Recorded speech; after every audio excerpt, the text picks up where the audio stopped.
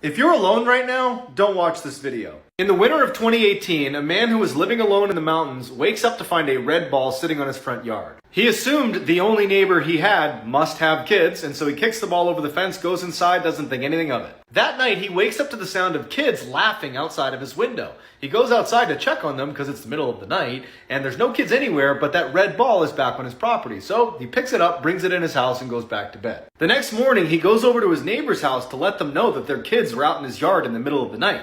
But it turns out his neighbor is just some old man who lives alone, and there aren't any kids anywhere in the area.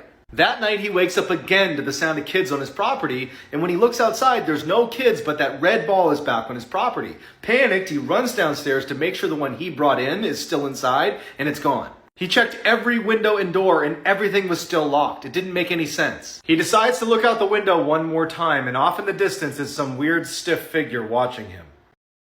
Likey,